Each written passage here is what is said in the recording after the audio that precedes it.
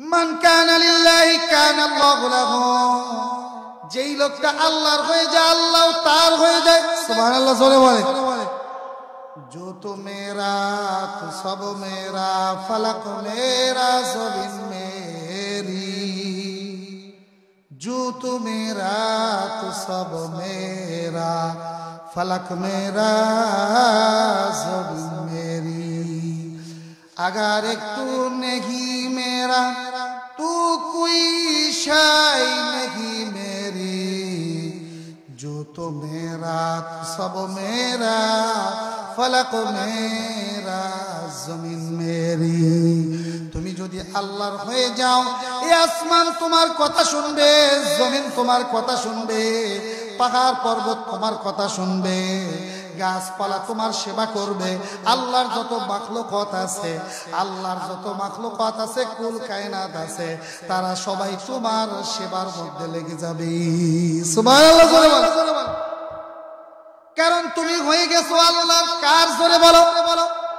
তোমার জবান আল্লাহর কথা বলবে, তোমার হাত আল্লাহর কথা বলবে, তোমার পা আল্লাহর জন্য পদক্ষেপ নেবে, তোমার এই পেটের মধ্যে আল্লাহর অনুমতি ছাড়া হারাম কিছু ঢুকবে না।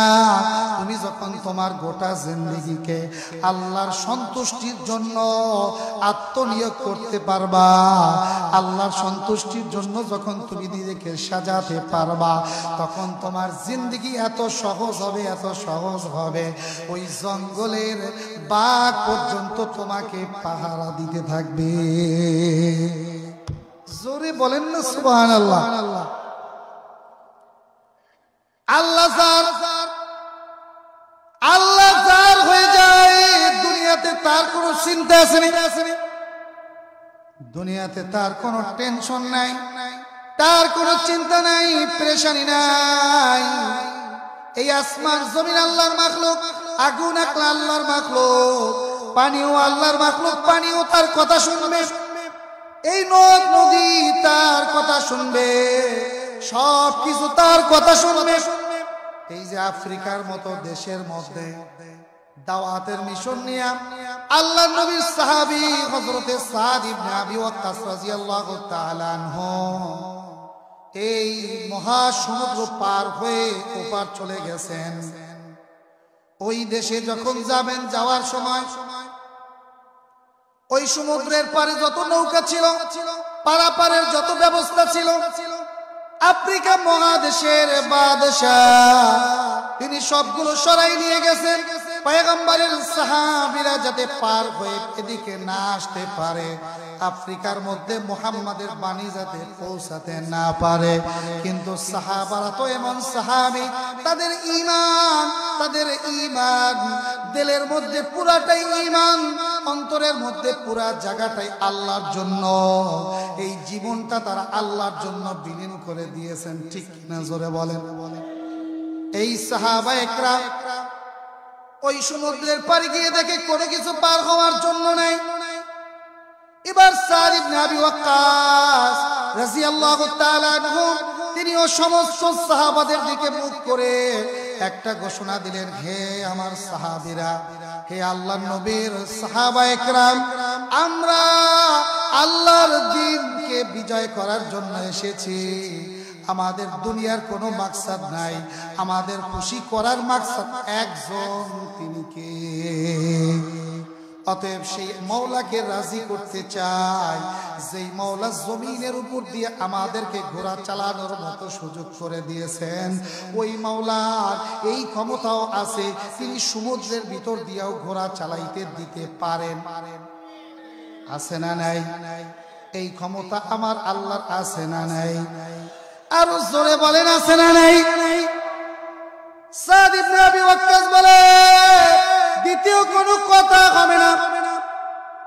আমরা লিল্লাহি তাকবীর আল্লাহু আকবার বলে আল্লাহর উপর ভরসা করে এই ঘোড়াকে ওই সমুদ্রের পারে থেকে এমন ভাবে নিয়ে চালাবো, কেমন যেন এটা পানি নয়, এটা সমুদ্র নয়, এটা জমিন মনে করে আল্লাহর দ্বীনকে আফ্রিকা দেশে পৌঁছে দেওয়ার জন্য আমরা আমাদের ঘোড়াকে চালিয়ে দিব, আল্লাহর উপর ভরসা করব। সব সাহাবায়ে কেরামের ঈমান এত মজবুত ওয়ালা ঈমান, তারা সবাই আল্লাহু আকবার বলে, আল্লাহু আকবার বলে ঘোড়াগুলো চালিয়ে দিলেন।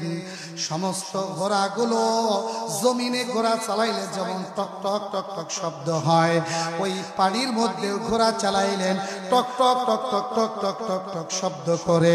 এই এত বড় সমুদ্র ঘোড়া চালিয়ে পার হয়ে তারা আফ্রিকা মহাদেশের মধ্যে পৌঁছে গেলেন। আল্লাহু আকবার জোরে বলেন। এবার বনের মধ্যে বাঘ ভাল্লুক হিংস্র প্রাণীর অভাব নেই। এই দৃশ্য থেকে সাদ ইবনে আবি ওয়াক্কাস তিনি বিশাল বড় মঞ্চ সাজাইতে বললেন। বলল আমি ভাষণ দিব, একটা মঞ্চ সাজাও। সাহাবায়ে কেরাম বলে এখানে তো কোনো মানুষ নাই, জঙ্গল প্রাণী, আপনি কাদেরকে ভাষণ দিবেন? সাদ ইবনে আবি ওয়াক্কাস বলে সাজাও, তারপরে দেখো কাদেরকে ভাষণ দেয়। এরকম মঞ্চ সাজানো হয়ে গেলে এবার এই সাহাবী দাঁড়িয়ে বললেন, ইয়া আইয়াতুহাল হাশারাতু ওয়াসসিবাউ নাহনু আসহাবু রাসূলিল্লাহি সাল্লাল্লাহু আলাইহি ওয়াসাল্লাম। আল্লাহু আকবার বলেন। হে জঙ্গলের হিংস্র প্রাণীগুলো, হে জঙ্গলের বাঘেরা, জঙ্গলের সিংহরা, জঙ্গলের শিয়ালেরা, যত হিংস্র প্রাণীরা আছো তোমরা শুনে নাও, আমরাও সাধারণ কোনো মানুষ নয়, আমরা হলাম সেই শ্রেষ্ঠ নবীর উম্মত মুহাম্মদ সাল্লাল্লাহু আলাইহি ওয়াসাল্লামের সাহাবী। আমরা এই আফ্রিকায় এসেছি আল্লাহর দ্বীনকে বিজয় করার জন্য, নবীর কালেমার দাওয়াত পৌঁছে দেওয়ার জন্য। অতএব তোমরা আমাদেরকে খাওয়ার জন্য আমাদের দিকে তাকিও না, আমাদেরকে রাস্তা দেখাও, আমাদেরকে পথ দেখাও। এই ছোট্ট একটা ভাষণের পরে দেখা গেল যে হিংস্র প্রাণীগুলো সব হিংস্র বাচ্চাদেরকে নিয়ে গুহার মধ্যে রেখে আসলো। আর একটা বাঘ এসে এরকম দাঁড়িয়ে লেজ লাড়ানো শুরু করে দিল, কেমন যেন সে ইশারায় বুঝাইতে চায় আমার সাথে চলুন, আমি এই দেশের সঠিক রাস্তাটা দেখায় দিব। জোরে বলেন না সুবহানাল্লাহ। जो तो मेरा तू सब मेरा, फलक मेरा ज़मीन मेरी। যদি আল্লাহর জন্য হয়ে যাওয়া যায় দুনিয়ার সব কিছু তোমার হয়ে যাবে, ঠিক কিনা জোরে বলো। আর আল্লাহকে মাইনাস করে যদি দুনিয়ায় চলতে চাও, বাড়ি পাইতে পারো, গাড়ি পাইতে পারো, অনেক সম্পদের মালিক হইতে পারো, কিন্তু সুখ শান্তি আর পাবা না। কথা বলে না, কথা বলে না। এই জন্য নিজেকে আল্লাহর জন্য, আল্লাহর খুশির জন্য তৈয়ার করার জন্য রাজি আছি না নাই?